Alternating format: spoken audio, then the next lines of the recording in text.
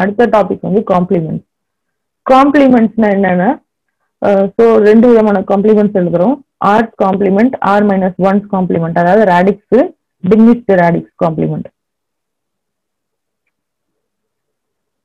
பைனரிக்கு பார்த்தீங்கன்னா ஆர்ஸ் காம்ப்ளிமெண்ட்னு 2, ரேடிக்ஸ் வந்து ஆர், ஸோ 2's காம்ப்ளிமெண்ட் வரும். ஆர் மைனஸ் ஒன் டிமினிஷ்டு வந்து ஒன்ஸ் காம்ப்ளிமெண்ட் வரும்.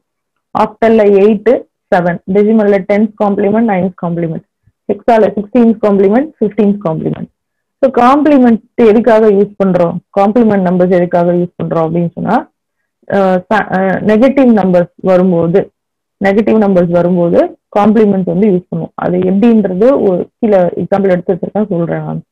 அதுக்கு முன்னாடி இந்த காம்ப்ளிமெண்ட்டுக்கு எப்படி எடுக்கணும், ஒரு காம்ப்ளிமெண்ட்டும் எப்படி எடுக்கணும், ஜென்ரல் ஃபார்ம் என்ன அப்படின்னா ஆர்ஸ் காம்ப்ளிமெண்டோட ஜென்ரல் ஃபார்ம் இது R power n minus n. So என்னன்றது என்ன இங்க ரெப்ரசென்ட் பண்ணுதுன்னா ஒரு பாசிட்டிவ் நம்பர் கொடுத்துருந்தாங்கன்னா அதை என்னன்னு எடுத்துக்கலாம். அண்ட் எத்தனை டிஜிட் இருக்கு அப்படின்றத ஸ்மால் n எடுத்துக்கலாம் இங்க.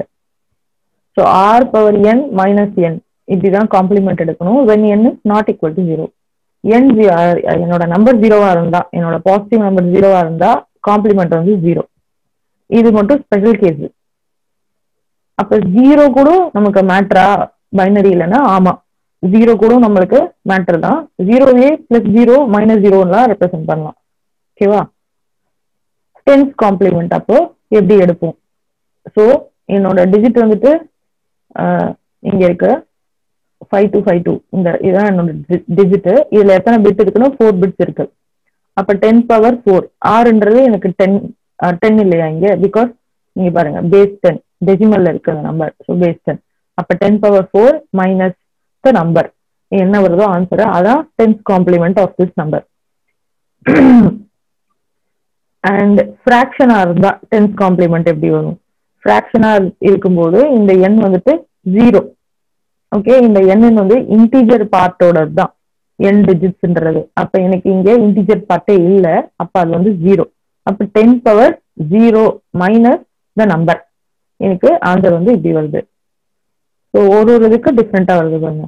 இப்போ 2's காம்ப்ளிமெண்ட் எடுக்கணும் அப்படின்னு சொன்னா எனக்கு 2's காம்ப்ளிமெண்ட்னா எனக்கு பைனரியில டேட்டா இருக்கு. அப்ப 2 தான் ஆர், 2 பவர் 6, இங்க 6 டிஜிட்ஸ் இருக்கு. 2 பவர் 6 மைனஸ் என்னோட பைனரி. ஸோ 2 பவர் 6 நான் வந்துட்டு எக்ஸ்பேண்ட் வித் பைனரி. 2 பவர் 6 வந்து ஆக்சுவலா எனக்கு டெசிமல்ல இருக்கு. ஓகே, ஸோ 2 பவர் 6 நான் டெசிமல்னு போட்டிருக்கேன். ஆனா இங்க நான் சப்ட்ராக்ட் பண்ணோம்னா ரெண்டுமே எனக்கு ஒரே ஃபார்ம்ல இருக்கும். அப்ப 2 பவர் 6ஓட பைனரி இங்க எழுதியிருக்கேன். 2 பவர் 6ஓட பைனரி எப்படி கண்டுபிடிப்பேன்? 2 பவர் 6ஓட பைனரி எப்படி கண்டுபிடிப்பேன்னா 1 போட்டுட்டு ஃபாலோட் பை 6 zeros.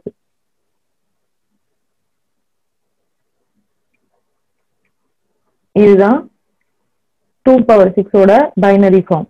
ஓகேவா?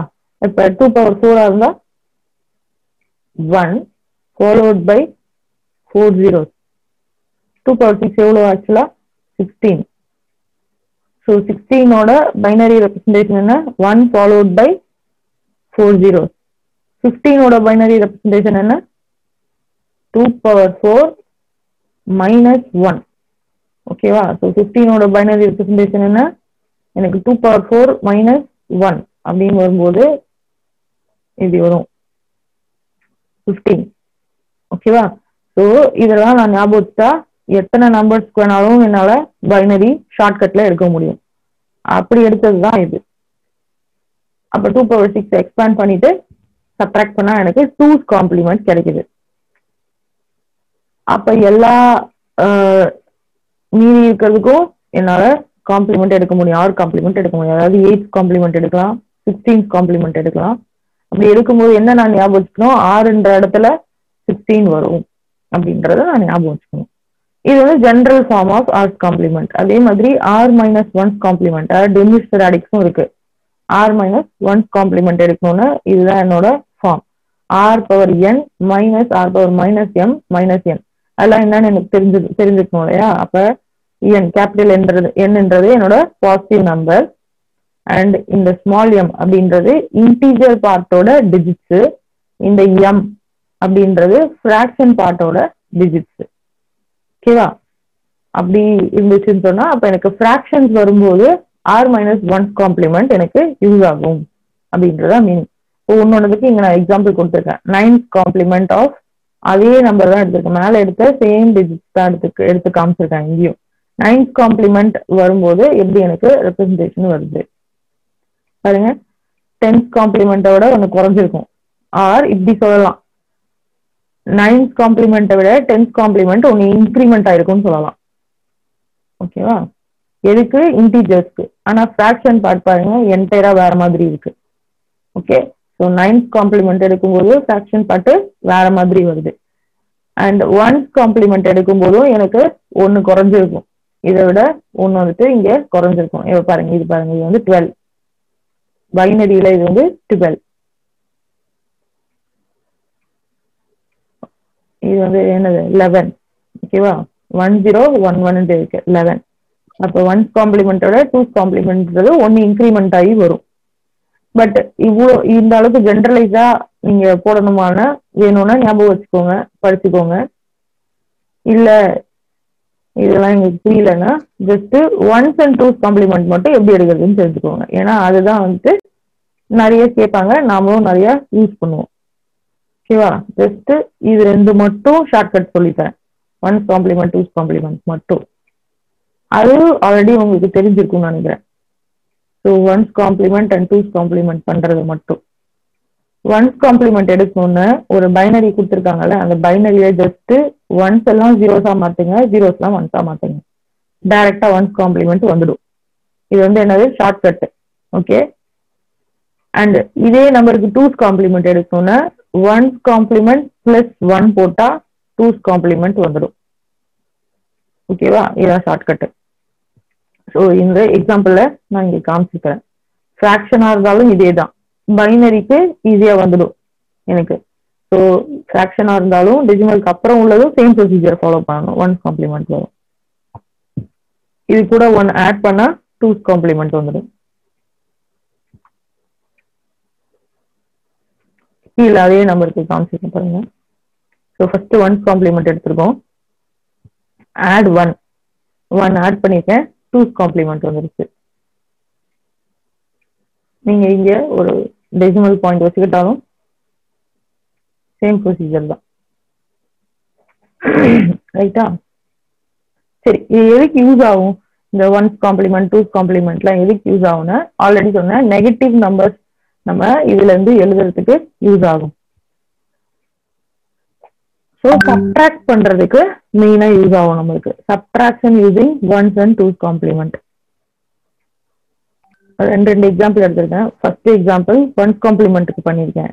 1st காம்ப்ளிமெண்ட்க்கு 2 எக்ஸாம்பிள் எடுத்திருக்கேன். ரெண்டுமே டிஃப்ரெண்டான எக்ஸாம்பிள். எப்படி டிஃப்ரெண்ட்னா, இங்க பாத்தீங்கன்னா இந்த எக்ஸாம்பிள்ல வந்து சின்ன நம்பரை பெரிய நம்பர்ல இருந்து மைனஸ் பண்றது, இந்த எக்ஸாம்பிள்ல வந்து பெரிய நம்பரை சின்ன நம்பர்ல இருந்து மைனஸ் பண்றது. ஓகேவா? ஸோ இது வந்து மைனு எண்டுன்னு சொல்லுவேன், அண்ட் இது வந்து சப்ட்ராஹெண்டுன்னு சொல்லுவேன். ஓகே, மைனு எண்டுன்னா மேல போடுற நம்பர், சப்ட்ராஹெண்டுன்னா கீழே போடுற நம்பர். ரைட்டா? ஸோ இந்த ஃபர்ஸ்ட் எக்ஸாம்பிள்ல இது மைனு எண்ட், இது சப்ட்ராஹெண்ட். செகண்ட் எக்ஸாம்பிள்ல இது மைனு எண்ட், இது சப்ட்ராஹெண்ட். அங்க இருந்துதான் நமக்கு டிஃபரன்ஸே இங்க ஸ்டார்ட் ஆக போகுது. ஸோ பாத்தீங்கன்னா ஃபர்ஸ்ட் எக்ஸாம்பிள் எடுத்திருக்கேன். ஃபர்ஸ்ட் எக்ஸாம்பிள்ல 3 ஸ்டெப் இருக்கு. ஃபர்ஸ்ட் 3 ஸ்டெப் எழுதிருக்கோம். என்னன்னா equating the number of digits. ரெண்டுக்குமே நம்பர் ஆஃப் டிஜிட்ஸ் ஈக்குவலா கொண்டு வர்றது. ஸோ இந்த மாதிரி இங்க 0 போட்டா ஈக்குவல் ஆயிரும்ல, அதான் இங்க பண்ணியிருக்கோம். Step 2 1st complement of subtrahend. So கீழே இருக்க நம்பரோட 1st காம்ப்ளிமெண்ட் எடுத்திருக்கோம். பாருங்க, 0லாம் 1 மாத்தியாச்சு, 1லாம் 0 மாத்தியாச்சு. ஓகே, 1st காம்ப்ளிமெண்ட் எடுத்திருக்கோம். தேர்ட்ல வந்து ரெண்டுத்தையும் ஆட் பண்ணணும். அதாவது இந்த ஃபர்ஸ்ட் நம்பர் மைனு எண்டையும் செகண்ட் நம்பரோட 1st காம்ப்ளிமெண்ட்டையும் ஆட் பண்ணணும். ஓகே, இம்பார்ட்டன்ட், அடிஷன் பண்ணணும். ஆக்சுவலா நமக்கு ப்ராப்ளம் சப்ட்ராக்ஷன், ஆனா டிஜிட்டலா சப்ட்ராக்ஷன் பண்றது கஷ்டமா இருக்கும்ன்றதுனால நம்ம வந்து 1st காம்ப்ளிமெண்ட் எடுத்துட்டு ஆட் பண்ணாலே நமக்கு ஆன்சர் கிடைக்கும். இதுதான் காம்ப்ளிமெண்டோட அப்ளிகேஷன் நமக்கு. சரியா? இப்ப பாருங்க, ஆட் பண்ணும்போது எப்படி வந்திருக்கு பாருங்க. ஸோ நார்மலா பைனரி அடிஷன் எப்படி பண்ணணுமோ அதான் பண்ணியிருக்கோம். 1 + 1 + 1 என்ன வரும்? எனக்கு 1 வரும். ஸோ 1 இங்க போட்டேன், 1 இங்க வெளில 1 போட்டிருக்கேன். இந்த வெளியே எக்ஸஸா வர 1 தான் நான் கேரி அப்படின்னு சொல்றேன். இந்த மாதிரி காம்ப்ளிமெண்ட் எடுத்து சப்ட்ராக்ட் பண்ணும்போது கேரி வந்தா அந்த கேரிய இங்க கொண்டு வந்து மறுபடியும் ஆட் பண்ணணும். ஆட் பண்ணாதான் எனக்கு ஃபைனல் ஆன்சர் வரும். இதுதான் ப்ரொசீஜர். சரியா? ஒன்ஸ் காம்ப்ளிமெண்ட்ல பாருங்க, நான் செக் பண்றேன். நார்மல் பைனரி சப்ட்ராக்ஷன் போட்டு செக் பண்றேன். இதான் என்னோட பெரிய நம்பர், இது சின்ன நம்பர். எனக்கு நார்மலா சப்ட்ராக்ட் பண்ணும்போது இதான் ஆன்சர். இங்கேயும் அதே ஆன்சர் வந்துருச்சு. இது ஜஸ்ட் செக் பண்றேன். உங்களுக்கு இப்போ இந்த மாதிரி கொஸ்டின் வந்து உங்களுக்கு எக்ஸாம்ல கேட்கறாங்க, இந்த மாதிரி கொஸ்டின் கேட்கறாங்க அப்படின்னா நீங்க ஒன்ஸ் காம்ப்ளிமெண்ட்ல சப்ட்ராக்ட் பண்ணணும்னு அவசியம் இல்லை. அவங்க கொடுத்தாலுமே ஒன்ஸ் காம்ப்ளிமெண்ட் யூஸ் பண்ணி சப்ட்ராக்ட் பண்ணுங்க அப்படின்னு கொடுத்தாலுமே நீங்க அப்படி பண்ணணும்னு அவசியம் இல்லை. தெரியலன்னு நார்மலா சப்ட்ராக்ட் பண்ணி ஆன்சர் வருது இல்லையா, ஆன்சர் எடுத்து செக் பண்ணிக்கோங்க. பட் இந்த மாதிரி ப்ராப்ளம் கொடுத்தாங்க, அதாவது இங்க பெரிய நம்பர் இங்க சின்ன நம்பர் அப்படி கொடுத்தாங்கன்னா ஒன்ஸ் காம்ப்ளிமெண்ட் யூஸ் பண்ணி சப்ட்ராக்ட் பண்ணாதான் உங்களுக்கு கரெக்ட் ஆன்சர் வரும். இங்க வந்துட்டு இந்த 3 ஸ்டெப்போட சேர்த்து 4வது ஒரு ஸ்டெப் இருக்கு. So 3 step plus 4th step. So minuend subtrahend எழுதியிருக்கோம். First equate number of bits, ரெண்டுத்தையும் ஈக்குவலா நம்பர் ஆஃப் பிட்ஸ் கொண்டு வந்திருக்கோம். ஸோ இங்க நமக்கு கம்மியா இருக்கு இல்லையா, இங்க ஒரு 0 சேர்க்கணும். கண்டிப்பா சேர்க்கணும். கண்டிப்பா இந்த ஸ்டெப் பண்ணணும், ஸ்கிப் பண்ண முடியாது. ஸோ இங்க 0 சேர்த்துட்டேன். செகண்ட் ஸ்டெப் என்ன, இதோட சப்ராண்டோட ஒன்ஸ் காம்ப்ளிமெண்ட் எடுப்பேன். ஸோ எடுத்துட்டேன். இங்க 0லாம் ஒன்ஸ், 1லாம் 0 மாத்திட்டேன். தேர்ட் ஸ்டெப் என்ன, ரெண்டுத்தையும் ஆட் பண்ணுவேன். ஆட் பண்ணிட்டேன். ஆக்சுவலா இங்கே பிளஸ் வந்துடும். இந்த ஒன்ஸ் காம்ப்ளிமெண்ட் எடுக்கும் போதே இந்த மைனஸ் வந்து பிளஸ் ஆயிடும் எனக்கு. ஓகே, ஆட் பண்ணிருக்கேன். ஆட் பண்ணிட்டு இங்க கேரி வரல, கேரி வரலன்னா ஒன்ஸ் காம்ப்ளிமெண்ட் எடுக்கணும் மறுபடியும். ஸோ இது இம்பார்ட்டன்ட் ஸ்டெப். கேரி வராது இந்த மாதிரி சம்ல, கேரி வராது. ஸோ கேரி வரலன்னும் போது ஒன்ஸ் காம்ப்ளிமெண்ட் எடுத்தாதான் ஆன்சர் எனக்கு கிடைக்கும். ஆனா ஆன்சர் எழுதும் போது இங்க ஒரு மைனஸ் போட்டு ஆன்சர் எழுதணும். ஏன் இங்க மைனஸ் போடுறோம்னா செகண்ட் டைமா ஒன்ஸ் காம்ப்ளிமெண்ட் எடுக்கும்போது எனக்கு இங்க மைனஸ் போட்டு தான் ஆன்சர் எழுதணும். ஸோ ஆக்சுவலா இது சின்ன நம்பர், இது பெரிய நம்பர். அப்போ smaller number minus larger number எடுக்கும்போது ஆன்சர் எனக்கு நெகட்டிவ்ல தான் வரும். அந்த நெகட்டிவ் ரெப்ரசென்ட் பண்றதுக்கு இங்க இருக்கு ஒரு மைனஸ் வரும். சரியா?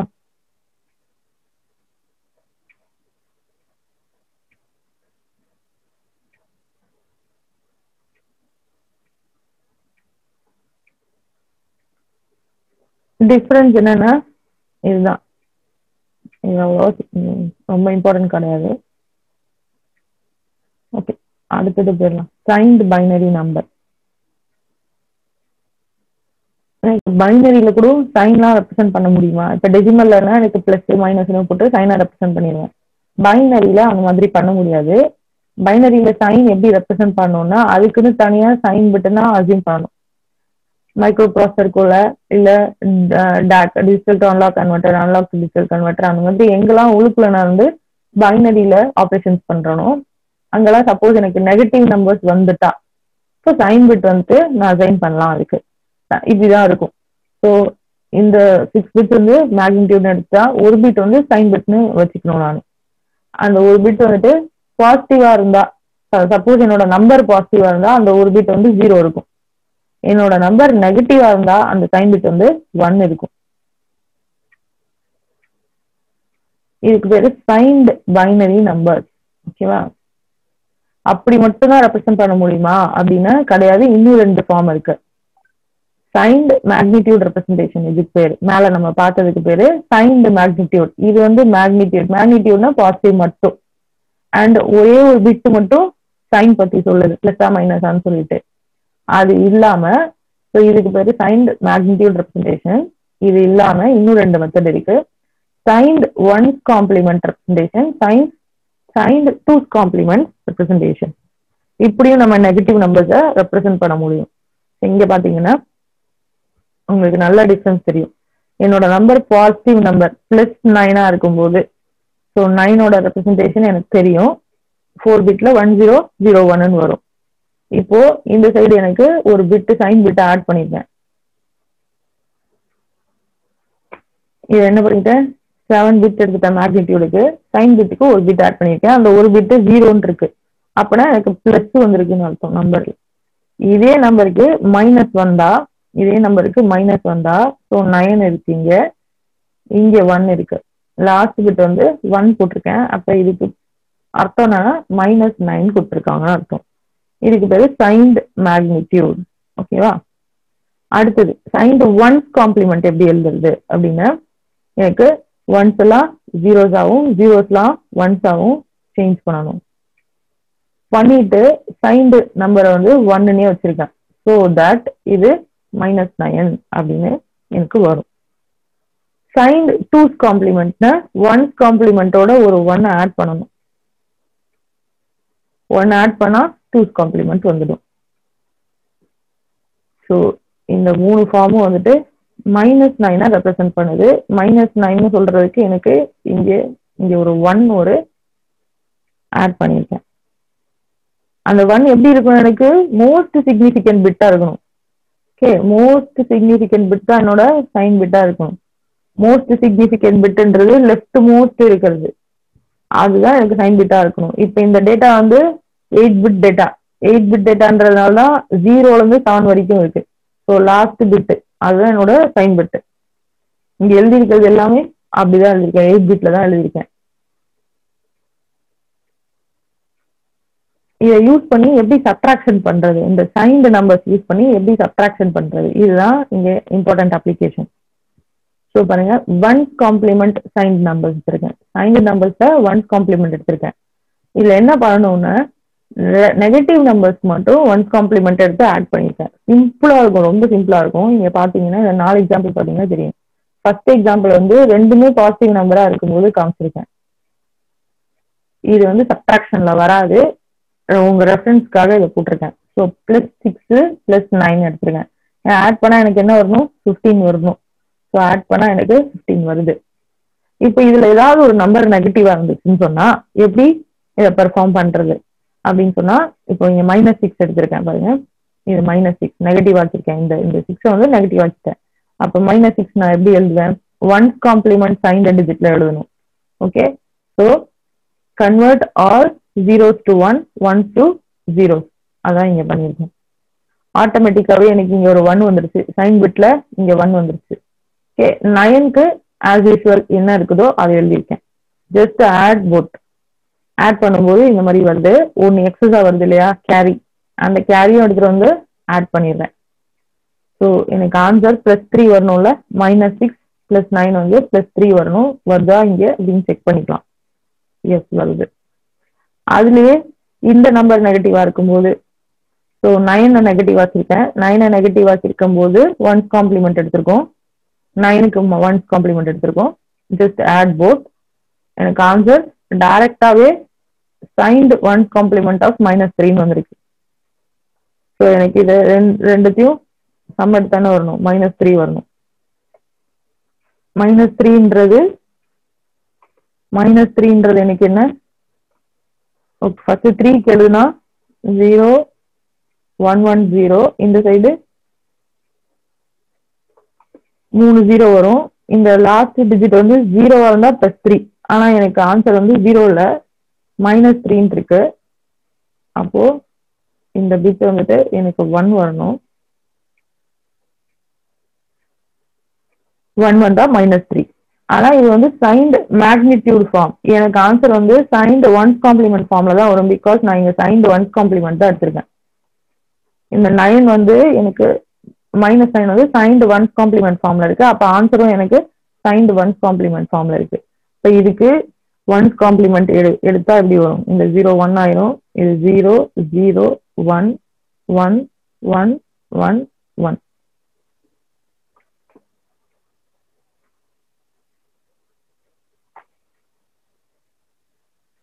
இங்க வந்திருக்கு. ஓகேவா? இப்ப ரெண்டுமே நெகட்டிவ் நம்பரா இருந்தா, ஸோ ரெண்டுத்துக்குமே சைன்டு ஒன்ஸ் காம்ப்ளிமெண்ட் எழுதியிருக்கோம். ஓகே, ரெண்டுத்துக்குமே சைன்டு ஒன்ஸ் காம்ப்ளிமெண்ட் எழுதியிருக்கோம். ஆட் பண்றோம், ஒரு கேரி வருது, கேரியும் எடுத்து ஆட் பண்றோம். ஸோ ஒன்ஸ் காம்ப்ளிமெண்ட்ல எப்பவுமே கேரியை விடக்கூடாது. கேரி வந்துச்சுன்னா அதையும் ஆட் பண்ணிடணும். ஓகேவா? எனக்கு ஆன்சர் பாருங்க. எனக்கு ஆன்சர் ஆக்சுவலா என்ன வரும் நினைக்கீங்க? -15 வரணும். -15ஓட one's complement, signed one's complement இதுதான். ஸோ இது வந்துட்டு subtraction using signed one's complement. என்ன பண்ணணும், இங்கே ஜஸ்ட் நெகட்டிவ் நம்பரை மட்டும் சைன்டு ஒன்ஸ் காம்ப்ளிமெண்ட் ஃபார்ம்ல எழுதணும். அடுத்தது signed two's complement form. represent a negative number in signed twos complement form. So எங்கெல்லாம் எனக்கு நெகட்டிவ் நம்பர் வந்திருக்கோ அதை மட்டும் நான் signed twos complement ஃபார்ம்ல எடுத்துருக்கேன். -6 + 9. ஸோ -6ஓட டூஸ் காம்ப்ளிமெண்ட் இது. டூஸ் காம்ப்ளிமெண்ட் டைரக்டா வராது. ஸோ எனக்கு இப்போ ஒரு -6 வந்து டூஸ் காம்ப்ளிமெண்ட்ல ரெப்ரசென்ட் பண்ணணும்னா ஃபர்ஸ்ட் 6ஓட சைன்டு மேக்னிடியூட் ஃபார்ம் எனக்கு தெரியணும். ஸோ 6 எப்படி எழுதுவேன் நான் 0 1 1 0ன்னு எழுதுவேன். இந்த சைடு 0 0 0, இங்க மைனஸ் இருக்கு அதனால 1. இது வந்து சைன்டு -6. இப்போ இது ரெண்டு ஃபர்ஸ்ட் என்ன எடுக்க முடியும், ஒன்ஸ் காம்ப்ளிமெண்ட் தான் ஃபர்ஸ்ட் எடுப்பேன். ஒன்ஸ் காம்ப்ளிமெண்ட் எடுக்கும்போது என்ன வரும் 1 0 0 1 1 1 1 1. இதை மாற்றக்கூடாது, இதை வந்து 0க்கு மாற்றக்கூடாது. ஆக்சுவலா ஒன்ஸ் காம்ப்ளிமெண்ட்னா 0 1க்கு 1 0க்கு மாற்றணும்ல, பட் லாஸ்ட் பிட்ட மாற்றக்கூடாது, அப்பதான் மைனஸ் ரெப்ரசென்ட் பண்ண முடியும். அடுத்தது டூஸ் காம்ப்ளிமெண்ட் எடுக்கணும்னா என்ன பண்ணுவேன், இதுலயே 1 ஆட் பண்ணுவேன். அப்போ 0 1 0 1 1 1 1. இந்த சைன் பிட்டா அப்படியே போடணும். இதுதான் என்னோட -6ஓட டூஸ் காம்ப்ளிமெண்ட். ஸோ இங்க எழுதியிருக்கேன். 9ஓட ரெப்ரசன்டேஷன் இங்க இருக்கு. 9 + இருக்கு, அதனால 9க்கு நீங்க எதுவுமே பண்ண தேவையில்ல, அப்படியே பைனரியில எழுதணும். இப்போ இது ரெண்டுத்தையும் ஆட் பண்ணணும். ஆட் பண்ணிட்டு கேரி வந்தா டிஸ்கார்ட் பண்ணணும், கேரியை விட்டுறணும். டூஸ் காம்ப்ளிமெண்ட்ல கேரி வந்தா டிஸ்கார்ட் பண்ணணும். அடுத்தது பாருங்க +6 -9. ஸோ 6 இப்ப எதுவுமே பண்ணாம அப்படியே எழுதியிருக்கேன். -9 மட்டும் signed twos complement ஃபார்ம்ல எழுதியிருக்கேன். And then add both. Add பண்ணா எனக்கு ஆன்சர் வருது இல்லையா, அந்த ஆன்சர் எப்படி இருக்கும்னா அகெயின் signed twos complement ஃபார்ம்ல இருக்கும். பிகாஸ் இங்க ஒரு நெகட்டிவ் நம்பர் வந்துருச்சுல்ல, அப்ப ஆன்சரும் எனக்கு எப்படி இருக்கும் signed twos complement ஃபார்ம்ல இருக்கும். அண்ட் இது செக் பண்ணா -3ஓட signed twos complement வரும். செக் பண்ணி பார்த்துக்கோங்க. அடுத்தது ரெண்டுமே நெகட்டிவ் நம்பர் எடுத்திருக்கேன். ரெண்டுமே நெகட்டிவ் நம்பர் எடுத்தா ரெண்டுத்துக்குமே -2's காம்ப்ளிமெண்ட் எழுதணும், அதாவது சைன் 2's காம்ப்ளிமெண்ட் எழுதணும். எழுதிட்டோம், ஆட் பண்ணியிருக்கோம். ஆட் பண்ணும்போது அகெயின் ஒரு கேரி வந்து ஜஸ்ட் டிஸ்கார்ட் த கேரி, அவ்வளவுதான். இந்த ஆன்சர் வந்து again it is sign 2's complement of -15. சரியா, கொஞ்சம் அப்படியே புரியாத மாதிரி இருக்கும், பொறுமையா உட்காந்து பார்த்தா புரியும். நீங்க வேற டிஃப்ரெண்ட் நம்பர்ஸ் எடுத்து ட்ரை பண்ணி பாருங்க. நான் வந்துட்டு இங்க 2 நம்பர் பாசிட்டிவா எடுத்துட்டு அதுல 1 நெகட்டிவ் இல்ல 2 நெகட்டிவ் அப்படி ஆக்கி இதை காமிச்சிருக்கேன். வேற ஏதாவது காம்பினேஷன் எடுத்துட்டு ட்ரை பண்ணி பாருங்க. ஆன்சர் கரெக்டா இல்லையான்னு டெசிமல் ஈக்குவலண்ட்டை வச்சு செக் பண்ணுங்க. இப்போ இங்க இது ரெண்டுத்தையும் ஆட் பண்ணா எனக்கு 15 வரும் டெசிமல்ல. அப்ப டெசிமலோட ஈக்குவலண்ட்டை வச்சு நான் இங்க செக் பண்ணிருக்கேன் ஒன்னும். ஸோ அந்த மாதிரி நீங்க டிஃப்ரெண்ட் காம்பினேஷன்ஸ் எடுத்துட்டு செக் பண்ணுங்க. காம்ப்ளிமெண்ட்ஸ்ல இதுதான். வேற என்ன பாயிண்ட்ஸ் எல்லாம் ரிமெம்பர் பண்ணணும்னு கொஞ்சம் பாயிண்ட்ஸ் இங்க லைனா கொடுத்துருக்கேன். இந்த ஃபர்ஸ்ட் சாப்டரை பொறுத்த வரைக்கும் இங்க வந்துட்டு range of n bit unsigned binary. அன்சைன்ட்னா எல்லாமே பாசிட்டிவ் நம்பர்ஸ். எல்லாமே பாசிட்டிவ்னா 0ல இருந்து ஸ்டார்ட் பண்ணா போதும், 2n - 1 வரைக்கும் வரும். nன்றது நம்பர் ஆஃப் டிஜிட்ஸ், 2n - 1 வரைக்கும் வரும். சப்போஸ் எனக்கு நம்பர் ஆஃப் டிஜிட்ஸ் வந்து 5 அப்படின்னு சொன்னா 0 to 2^5 என்ன வரும் 32 - 1 31 வரைக்கும் வரும். இங்க 8க்கு கொடுத்துருக்கேன். 0 to 127 வரைக்கும் வருது. அப்ப டோட்டலா எனக்கு 128 நம்பர்ஸ் இருக்கு. சரிதா, 0ஓட சேர்த்து 128 நம்பர்ஸ் இருக்கு. பட் இதுல மேக்சிமம் என்னால ரெப்ரசென்ட் பண்ண முடிஞ்சது 127 தான். சைன்டு பைனரினா எனக்கு நெகட்டிவ் நம்பர்ஸும் சேர்ந்து வரும். நெகட்டிவ் நம்பர்ஸும் சேர்ந்து வரும்போது -127 to 127. ஸோ ஜென்ரல் ஃபார்ம் இதுதான். இது வந்து என்னது ரேஞ்ச், எதுல இருந்து எது வரைக்கும் ரெப்ரசென்ட் பண்ண முடியும். இதெல்லாம் 1 மார்க் கொஸ்டின்ஸ்.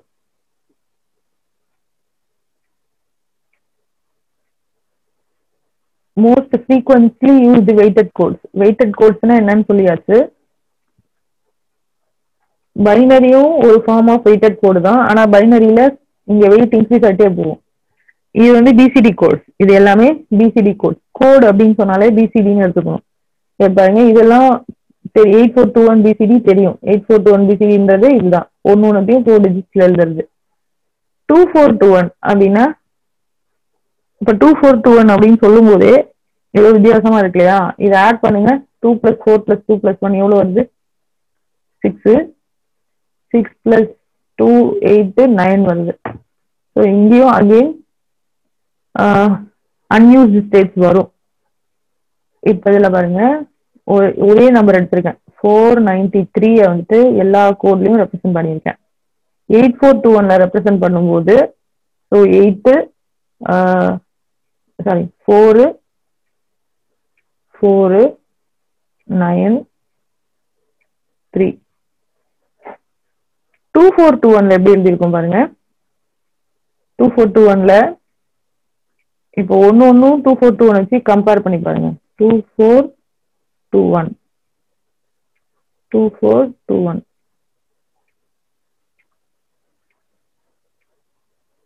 3 எழுதணும். 2421ல எனக்கு எப்போதும் LSB ல இருந்து ஸ்டார்ட் பண்ணும். ஸோ இந்த 1யும் 2யும் ஆட் பண்ணா எனக்கு 3 வந்துடும்.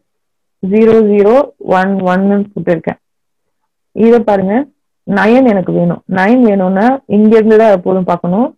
ஸோ 1 + 2 + 4 + 2 போட்டாதான் 9 வரும் எனக்கு. அப்ப 4 பிட்டுமே எனக்கு 1 வந்திருக்கு.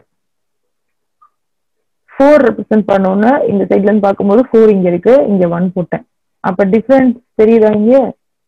இங்க டிஃபரன்ஸ் தெரியுதா? 8421ல 9க்கு எப்படி வந்திருக்கு, 2421ல 9க்கு எப்படி வந்திருக்கு. அப்ப இந்த ஒரு பொசிஷனும் வெயிட், அதுதான் வெயிட்டட் கோட்ஸ்ன்னு சொல்றேன். சரியா? அதுல இதெல்லாம் டிஃபரெண்ட் கோட்ஸ். 5211 ஒரு வெயிட்டட் கோட்ஸ் தான். அகெயின் இது எல்லாத்தையும் ஆட் பண்ணா 9 வருதா? So BCD code. அது பிசிடியில தான் 0 to 9 வரைக்கும் தான் போட முடியும். ஆனா வெயிட் பொறுத்து எனக்கு இந்த ஃபார்ம் ஆஃப் ரெப்ரசன்டேஷன் மாறும். அகெயின் இங்க பாத்தீங்கன்னா 4க்கு எனக்கு டிஃப்ரெண்டா வந்திருக்கு. 4க்கு 2 + 1 + 1 எடுத்தாதான் எனக்கு 4 கிடைக்கும். ஸோ பாருங்க எப்படி இருக்கு பாருங்க. 9க்கு அகெயின் எல்லாத்தையும் ஆட் பண்ணாதான் 9 வரும். ஸோ 1 + 1 + 1 + 1. அண்ட் 3 அகெயின் பாருங்க எதாவது ஆட் பண்ணா 3 வரும். இந்த 1யும் 2யும் ஆட் பண்ணா 3 வரும். ஸோ 3. இது ஒரு வித்தியாசமான கோடு. 84 -2 -1ன்னு சொல்லணும். அது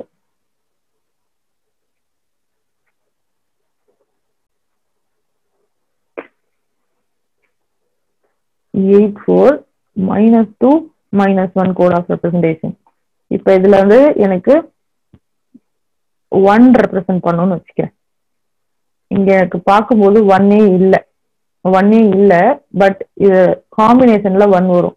எப்படின்னா 4 -2 -1, 4 -2 2, 2 -1 1. அப்ப இந்த 3 டிஜிட்டையும் இந்த 3 பிட்டையும் எடுத்தா எனக்கு 1 வரும். ஸோ ரெப்ரசன்டேஷன் ஆஃப் 1 இதுதான். இதுல மேக்சிமம் எது வரைக்கும் ரெப்ரசென்ட் பண்ண முடியும் பாருங்க. அப்ப எல்லாத்தையும் ஆட் பண்ணுங்க. 8 + 4 12, 12 -2 10 -1 9. அப்ப மறுபடியும் இதுவும் பிசிடி கோடு தான். மேக்சிமம் 9 வருது. அப்ப 9ஓட ரெப்ரசன்டேஷன் என்ன? 1 1 1 1. இதுல இப்ப 4 ரெப்ரசென்ட் பண்ணோம்னா 4 எனக்கு இங்க இருக்கு. ஸோ 4. இதெல்லாம் 0. 5 ரெப்ரசென்ட் பண்ணணும்னா எப்படி வரும் பாருங்க.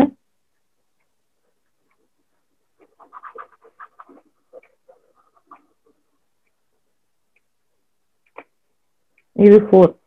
5 ரெப்ரசென்ட் பண்ணணும்னா 6 -1 போட்டா வருமா? இல்ல 6 இல்லையா? 8 -2 -1. ஸோ 5ஓடது 8 -2 -1. இது 0. இது வந்து 5ஓட ஈக்குவலண்ட். இது வந்து 4ஓட ஈக்குவலண்ட். இது வந்து 9ஓட ஈக்குவலண்ட். இது வந்து 1ஓட ஈக்குவலண்ட். ஸோ எந்த நம்பருக்கும் நம்ம 0 to 9 கோட்ல எந்த நம்பருக்கும் 84 -2 -1 கோட்ல ரெப்ரசென்ட் பண்ண முடியும். அப்படி எழுதுனதுதான் இந்த ஒரு டிஜிட்டோட கன்வர்ஷன் இங்க. அப்ப பாருங்க 4 வெயிட்டட் கோடுக்குமே டிஃப்ரெண்டா இருக்கு. ஓகேவா? இப்ப வெயிட்டட் கோட்னா என்னன்னு புரியுதா? ஒரு பொசிஷனுக்கும் வெயிட் ஆட் பண்றது வெயிட்டட் கோட். இந்த வெயிட்டட் கோடை பிசிடியா எழுதும் போது 0 to 9 வரைக்கும் மட்டும்தான் எழுத முடியும். ஒவ்வொரு பிட்டையும் 0 to 9 வர மாதிரி கன்வர்ஷன் பண்ணி எழுதலாம். ஸோ இதையும் 1 மார்க்குக்கு படிச்சுக்கோங்க. அப்ப நீங்க எதுவும் இங்க ரிமெம்பர் பண்ணணும் அவசியம் இல்லை, கான்செப்ட் தெரிஞ்சா போதும். அவங்க என்ன கோடு கேட்குறாங்களோ அதுக்கான கன்வர்ஷன் நீங்க எழுதுனா போதும். இந்த அளவுக்கு இது வரைக்கும் இபில எல்லாம் கஷ்டமா கேட்கல. அது கஷ்டமும் கிடையாது, ஆக்சுவலா சிம்பிள் தான் அது.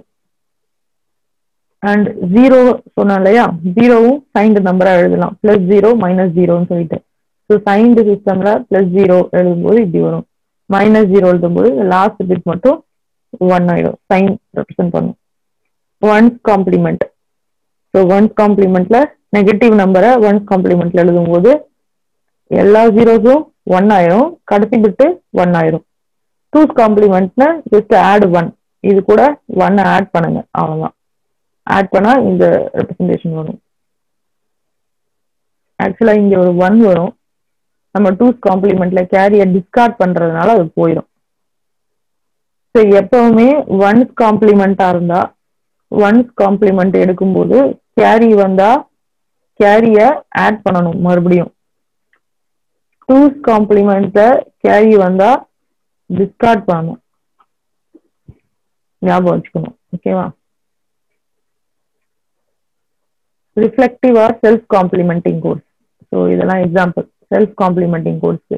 இந்த 84 -2 -1 தான் இப்படி எழுதியிருக்கோம்.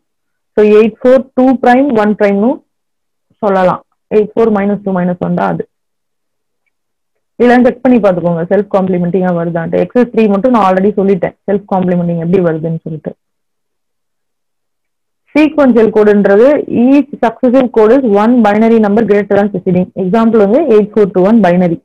பைனரியில எல்லாமே ஒரு பைனரி டிஜிட் அதிகமா இருக்கும். ஸோ இது வந்து சீக்வென்ஷியல் கோடு. அப்ப XS3 சீக்வென்ஷியல் கோடா? XS3யும் சீக்வென்ஷியல் கோடு தான். ஓகே, ஸோ XS3யும் X3ன்னு எழுதுவாங்க ஷார்ட்கட்ல, X3 ஆர் XS3ன்னு எழுதுவாங்க.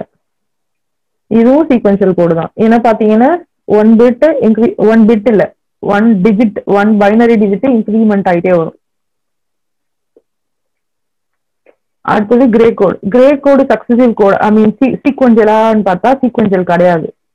இங்க பாருங்க, கிரே கோடு பொறுத்த வரைக்கும் இது வந்துட்டு 1, இது 3, இது 2. ஸோ 1ல இருந்து 3 போகுது, 3ல இருந்து 2 வருது, 2ல இருந்து 6 வருது. எல்லா இடத்துலயும் 1 இன்க்ரிமெண்ட் ஆகுதுன்னு சொல்ல முடியாது. அப்ப கிரே கோட் வந்து not sequential. Gray code is also not reflective. Okay, gray code வந்து அது வந்து ஒரு யூனிக் கோடு. கிரே கோட்ல என்ன ஆகும்னா ஒரே ஒரு பிட் மட்டும் அட் அ டைம்ல சேஞ்ச் ஆகிட்டே வரும். ஸோ இங்க பாத்தீங்கன்னா இந்த லாஸ்ட் பிட் மாறுது, இங்க பாத்தீங்கன்னா செகண்ட் பிட் சேஞ்ச் ஆகுது, இதுல பாத்தீங்கன்னா இந்த லாஸ்ட் பிட் சேஞ்ச் ஆகுது, அடுத்தடுத்து ஒரே ஒரு பிட் மட்டும் சேஞ்ச் ஆகும். அதுதான் கிரே கோட். 8421